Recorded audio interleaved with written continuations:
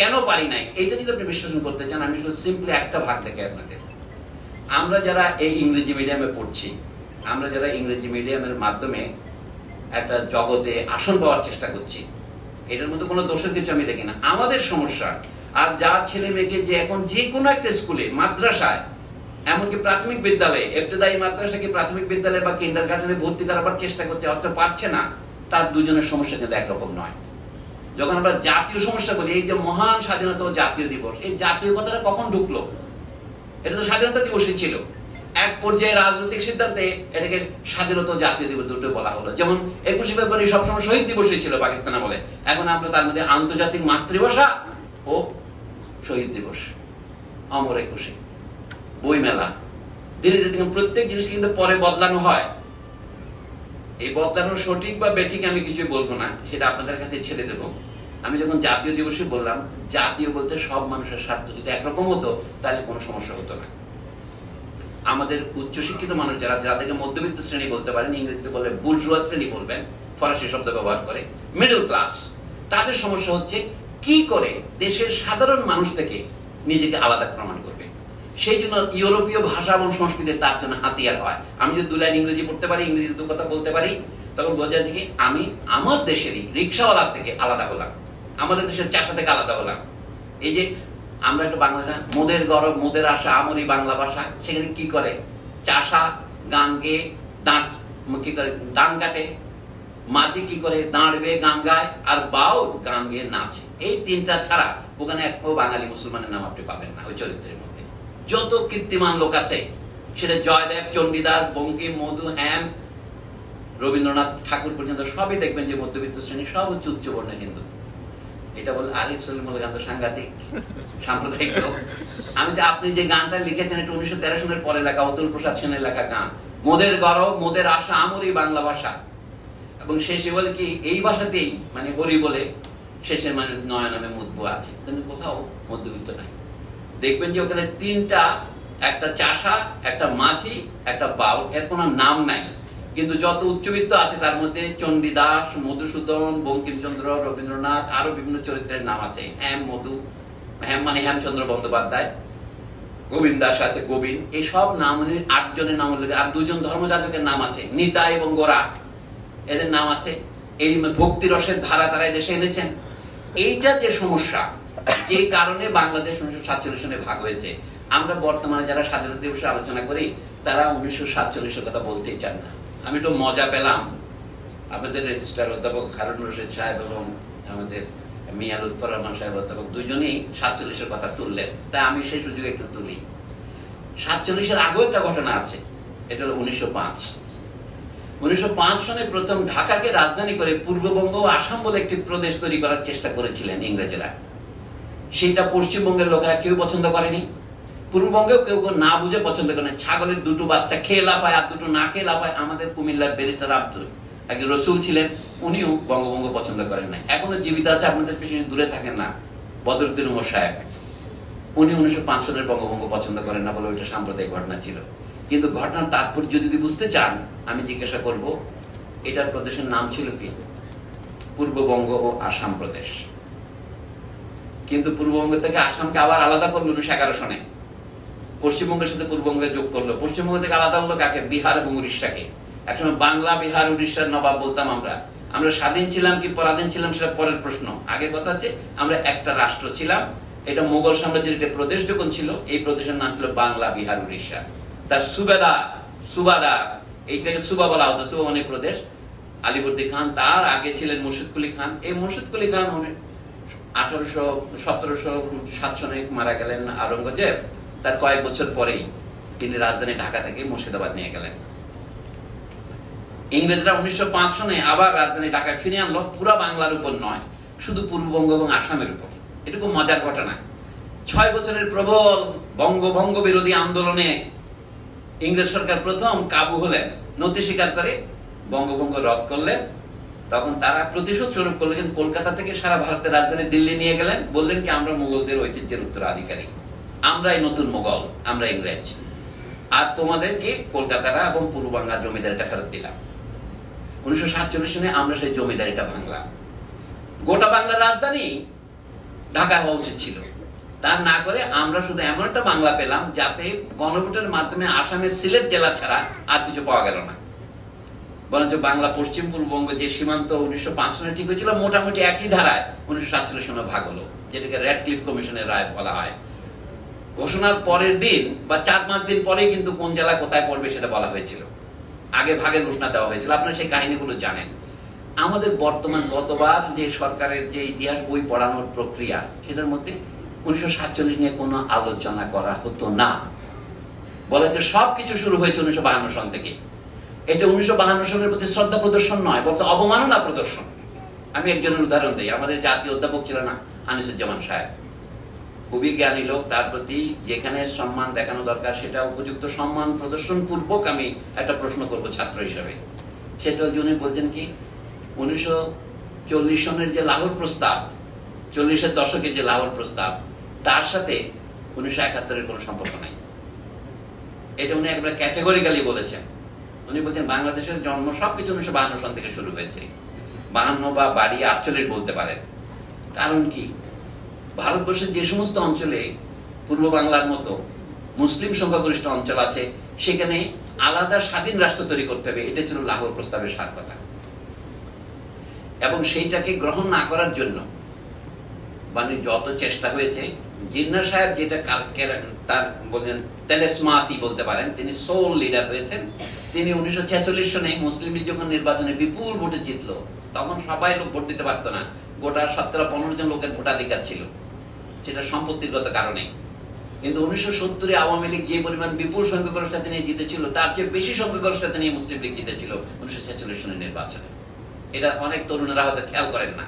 আমি বলছি, তখন জিন্না সাহেব ছিলেন সোল লিডার। তিনি দিল্লিতে সম্মেলন ডাকলেন। মুসলিম লীগ থেকে নির্বাচিত সকল প্রাদেশিক পরিষদের সদস্য এবং কেন্দ্রীয় পরিষদের সদস্য সবাইকে দিল্লিতে ডাকলেন। সেইখানে তিনি বললেন কি, আমাদের আর আলাদা আলাদা স্বাধীন রাষ্ট্র করার দরকার নাই, একটা রাষ্ট্রই করতে হবে।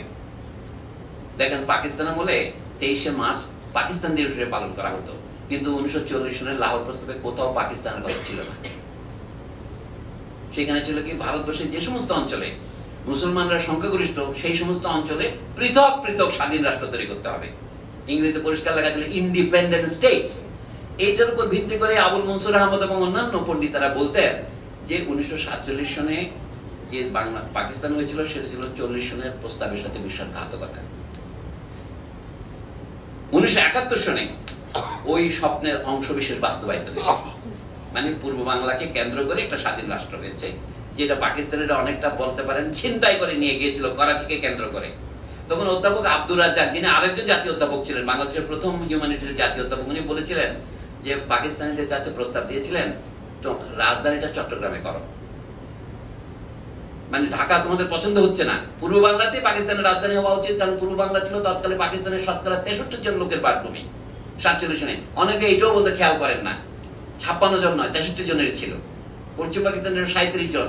তো জনসংখ্যার ভারসাম্য পরে বদলালে কি হবে? ভারত থেকে মুহাজির হয়ে অনেক লোক পশ্চিম পাকিস্তানে গিয়েছে, কিছু লোক পূর্ব বাংলা এসেছে, বিহারিরা। আবার পূর্ব বাংলা থেকে বহু হিন্দু, প্রায় 1,20,00,000-এর মতো হিন্দু ভারতে চলে যায়।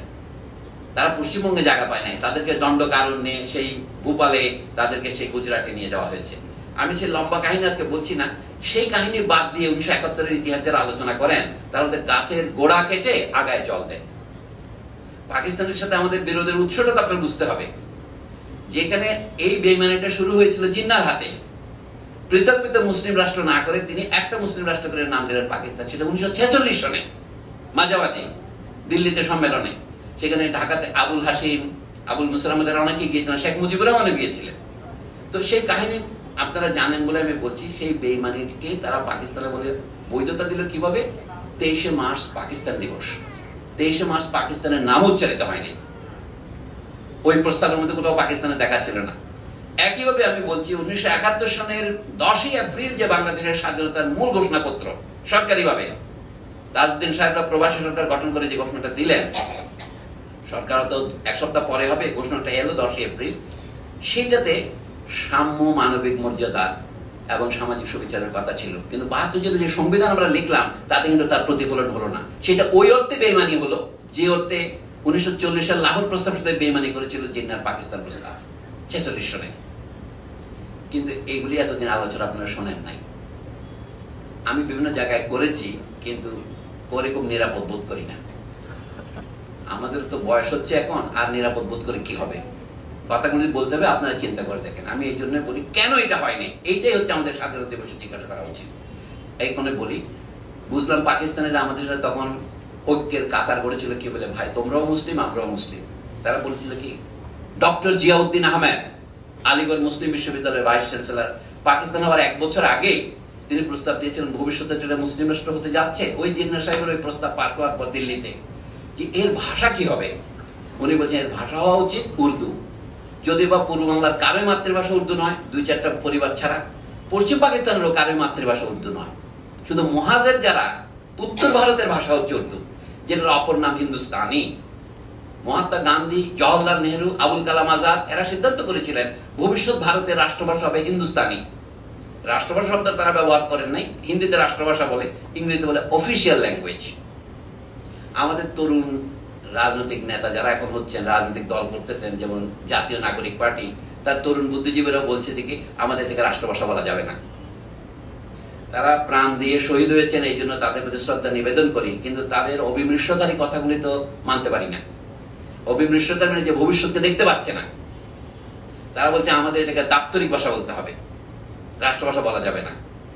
এটা অকারণে তারা ভারতকে অনুসরণ করছে। এটা করার কোনো যৌক্তিকতা আমি দেখি না।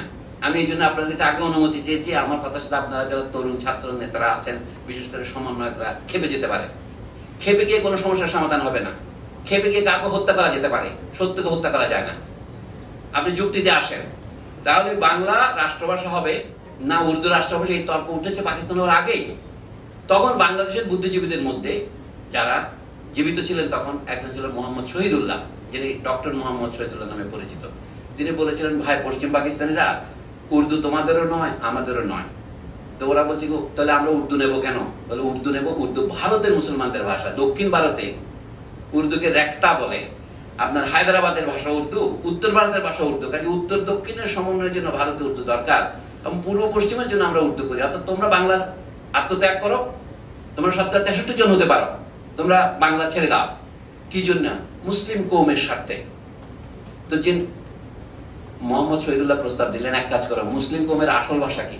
আরবি। বলে তোমরা উর্দু বাদ দাও, আমরা বাংলা বাদ দিই, আরবিকে আমরা পাকিস্তানের রাষ্ট্রভাষা করি।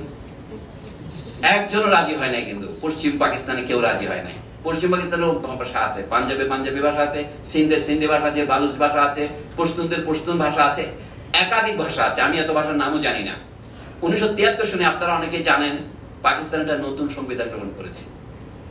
এই পাকিস্তানকে নতুন পাকিস্তান, হ্যাঁ তাদের জন্য নতুন পাকিস্তান। তারা তো নতুন পাকিস্তান 47 সনে একটা পাকিস্তান ছিল, 73 সনে আরেকটা সংবিধান কেন গ্রহণ করলো? পাকিস্তান 1956 সনে সংবিধান গ্রহণ করেছিল। 1962 সনে আইয়ুব খান ক্ষমতায় আসার পর ওইটাকে বাতিল করে আবার ক্ষমতা করলো। ওইটাকে বাতিল করে 1970 নির্বাচন কেন হয়েছিল? হয়েছিল আরেকটা সংবিধান করার জন্য, যেটা করতে পাকিস্তান শেষ পর্যন্ত রাজি হয় নাই বাঙালিদের সংখ্যাগরিষ্ঠতা দেখে। তখন করলে তারা কি দিয়েছিল আপনারা ভুলে গেছেন? লিগাল ফ্রেমওয়ার্ক অর্ডার বলে একটা কথা ছিল। ইয়াহিয়া খান ক্ষমতা যখন গ্রহণ করলেন 1969 সনের 25 মার্চ তারিখে আইয়ুব খানের কাছ থেকে, তিনি তখন ঘোষণা করলেন, আমি কয়েক মাস পরেই তিনি ঘোষণা করলেন আমরা নির্বাচন দেব, নির্বাচনে হবে একটা আইনের মধ্যে, সেই আইনের নাম কি? লিগাল ফ্রেমওয়ার্ক অর্ডার, আইনগত কাঠামো আদেশ। সেটা কি ছিল? পাকিস্তান বলে যে রাষ্ট্র হবে ভবিষ্যৎ সংবিধান, সেটা অবশ্যই হবে ইসলামী প্রজাতন্ত্র। সেটা শেখ মুজিবুর রহমান সহ আওয়ামী লীগ সবাই মেনে নিয়েছিল। তার অধীনে নির্বাচন হয়েছে। এখানে এমন কোন আইন করা যাবে না যেটা কোরআন এবং সুন্নাহর বিরোধী।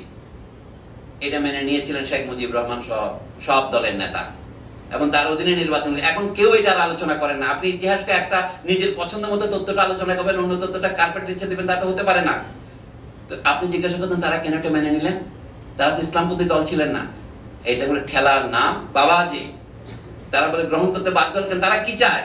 পূর্ব বাংলা পশ্চিম বাংলার বৈষম্যটা দূর করতে হবে। এটা হচ্ছে 6 দফা এবং 8 দফা। বললো কি বৈষম্যটা দূর করা হবে। শেখ সাহেব বললেন যে আমি মেনে নেব না, তোমরা নগদ কিছু দেখাও। নগদ নারায়ণ কি? পশ্চিম পাকিস্তানকে যে তোমরা 1 ইউনিট করেছ সেটা ভেঙে দাও। এখন ভেঙে দিতে রাজি হলেন। পশ্চিম পাকিস্তান 4টি প্রদেশ হবে, পাঞ্জাব, সিন্ধু, বালুচিস্তান, উত্তর পশ্চিম সীমান্ত প্রদেশ, যেটাকে পাখতুনখোয়া বলে। এখন আর কি? ভোট হবে এখন সর্বজনীন ভোটাধিকারের ভিত্তিতে। 1954 সালে যে নির্বাচন হয়েছিল, যাতে আওয়ামী লীগ নেতৃত্বে ফজলুল হকের কৃষক প্রজা পার্টি এবং নেজামি ইসলামী পার্টি সহ, যেটার নাম ছিল ঐক্যবদ্ধ পার্টি, যুক্ত ফ্রন্ট, ইউনাইটেড ফ্রন্ট, সেটা জিতেছিল, মুসলিম লীগকে পরাজিত করেছিল। 7 বছর আগে মাত্র মুসলিম লীগ এত জনপ্রিয় ছিল, 7 বছরের মধ্যে মুসলিম লীগের এত ভরাডুবি হলো কেন? কারণ মুসলিম লীগ জনগণের আকাঙ্ক্ষার বিরুদ্ধে কাজ করছিল। মুসলিম লীগ বাংলাকে রাষ্ট্রভাষা চায়নি, আর অন্যান্য তাদের অপরাধের কোনো শেষ নেই। 7 বছরের মধ্যে জনগণের ভোটে তারা পরাজিত হলেন। কিন্তু সেই ভোট দিয়েছিলেন কিভাবে লোকে? ওই নির্বাচন ছিল পৃথক নির্বাচন ব্যবস্থা, যেটা ব্রিটিশরা 1909 সনে প্রস্তাব করে 1919 সনে বাস্তবায়িত করেছিলেন। মুসলমানরা শুধু মুসলমান প্রার্থীদের ভোট দেবে, অর্থাৎ মুসলমান প্রার্থীদের মধ্যে যিনি সব বেশি ভোট পান তারা তো মুসলমানদের ভোটে হবে, এটাকে নাম হচ্ছে সেপারেট ইলেক্টোরেট। আর হিন্দুদের ভোটগুলোর নাম হবে কি? General seat. এই অসম ব্যবস্থার অধীনেই 1919, 1935, 1946 নির্বাচন হয়েছে। 1954-তে পাকিস্তানে সেইভাবে নির্বাচন হয়েছে। ভারত 1950 এটা তুলে দিয়েছে। তখন শেরে বাংলা একে ফজলুল হককে জিজ্ঞাসা করেছিলেন সাংবাদিকরা, আপনারা তো আগে পৃথক নির্বাচন চেয়েছিলেন, এখন যুক্ত নির্বাচন চাচ্ছেন কেন? উনি বলছেন, তখন আমাদের পৃথক নির্বাচন দরকার ছিল, কারণ মুসলমানরা পিছিয়ে আছে গোষ্ঠী হিসাবে, আর এখন তো মুসলমানরা এখানে রাজত্ব করতেছে, এখন বরঞ্চ হিন্দুরাই পিছিয়ে আছে, হিন্দুরাই পৃথক নির্বাচন ব্যবস্থা চাচ্ছে, আমরা চাচ্ছি না। এরকম করতে করতে হিন্দুদের জন্য 72টা সিট ছিল পূর্ব পাকিস্তানে, তখন বিরাট ব্যাপার। তখন 1970 নির্বাচন হলো কি, আইয়ুব খানের পরবর্তী যে শাসক ইয়াহিয়া খান যে কনসেশন দিলেন, একটা পশ্চিম পাকিস্তানে 1 ইউনিট ভেঙে দিলেন, তাকে 4 ইউনিট করলেন, এবং তিনি নির্বাচন ব্যবস্থাকে সার্বজনীন করলেন, যুক্ত ফ্রন্ট করলেন, এবং পূর্ব বাংলা পশ্চিম পাকিস্তানের মধ্যে যে বৈষম্য আছে সেটা দূর করার যে প্রতিশ্রুতি 6 দফায় আছে, সেটার জন্য বলেন তোমরা জনগণের রায় নিয়ে আসো। কিন্তু পাকিস্তানের গোয়েন্দা বাহিনী খুব জগৎ বিখ্যাত। পাকিস্তানের একজন খ্রিস্টান বিচারক ছিলেন জাস্টিস কায়ানি। 1960-এর দশকে কোন এক সময় তিনি বক্তৃতায় বলেছিলেন, নট দি হোল ট্রুথ বইতে তিনি আছেন, যে the Pakistan army is the greatest army in the world. Why? Because it has finally conquered its own country. Pakistan সেনাবাহিনী পৃথিবীর সেরা বাহিনী, সে শেষ পর্যন্ত নিজের দেশটা জয় করেছে। যে সেনাবাহিনী নিজের দেশ জয় করতে পারে, তার চেয়ে বড় সেনাবাহিনী আর কি হতে পারে পৃথিবীতে? সেই পাকিস্তান সেনাবাহিনীর নেতারা মনে করেছিলেন আওয়ামী লীগ বড় জোর 100টা সিট পাবে 70-এর নির্বাচনে, সেই জন্য তারা জুয়া খেলেছিলেন। যখন আওয়ামী লীগ 160 সিট পেল 62-র মধ্যে, তারা তো পাকিস্তানে অ্যাবসলিউট মেজরিটি হয়ে গেছে, এখন তো তাদেরকে সরকার গঠন করতে দিতেই হবে। তখন তারা নানা তাল বাহানা শুরু করলেন ভুট্টোর নামে, যে আমি যারা পূর্ব পাকিস্তানে যাবে সেই সদস্যদের ঠ্যাং ভেঙে দেবো, এসব কাহিনী আমরা জানি। শেষ পর্যন্ত নির্বাচনে আওয়ামী লীগ অংশগ্রহণ করেছিল এই আশায় যে বৈষম্য দূর হবে, আমরা সরকার গঠন করতে পারবো, প্রজাতন্ত্রের নাম ইসলামী থাকলে আমাদের আপত্তি নেই, আমরা কোরআন হাদিসের বিরুদ্ধে, কোরআন সুন্নাহর বিরুদ্ধে কোনো আইন করব না, এটা মেনেছিলেন। তো বাংলাদেশ স্বাধীন হওয়ার পরেও একই কাজ তারা করলেন। এইটাই হচ্ছে আমাদের, এটাকে বলে আমাদের দুর্ভাগ্য। বিখ্যাত দার্শনিক ফ্রেডারিক নিৎসে এক জায়গায় বলেছিলেন, মানুষের দুর্ভাগ্য হচ্ছে সে একসময় শিশু ছিল। ছোটবেলায় আমি স্কুলে পড়তাম পাকিস্তানে, তো স্কুলে বলেছিল পাকিস্তান একটি শিশু রাষ্ট্র, সে আর কখনো কিশোর হলো না। নতুন যে পাকিস্তান হলো 1973 সনে, তারা আরেকটা সংবিধান লিখলেন ভুট্টো সাহেবের নেতৃত্বে। সেই সংবিধানে পাকিস্তানের রাষ্ট্রভাষা হিসেবে আপনারা জানেন 8টি ভাষা, 5+3 8টি ভাষাকে রাষ্ট্রভাষা হিসেবে স্বীকার করা হলো। কিন্তু রাজত্ব একই ইংরেজি চলছে। ভারতে হিন্দিকে বসানোর আপ্রাণ চেষ্টা করছে, রাজত্ব ইংরেজি চলছে। আমরা কখনো ইংরেজ শাসনের বিরুদ্ধে আমাদের সংগ্রাম, ইতিহাস, সেটাকে একেবারে হিসাবের মধ্যে না ধরে বাংলাদেশ 71-এর স্বাধীনতা সংগ্রাম বুঝতে পারবেন না। বাংলাদেশের মানুষ একটি রাষ্ট্র পাওয়ার অধিকারী হলো কোন যুক্তিতে? তারা একটা জাতি হয়ে উঠলো কিভাবে? এখনো হয়ে উঠেছে কিনা বলার সন্দেহ, কিন্তু হওয়ার পথে সে আছে কিনা।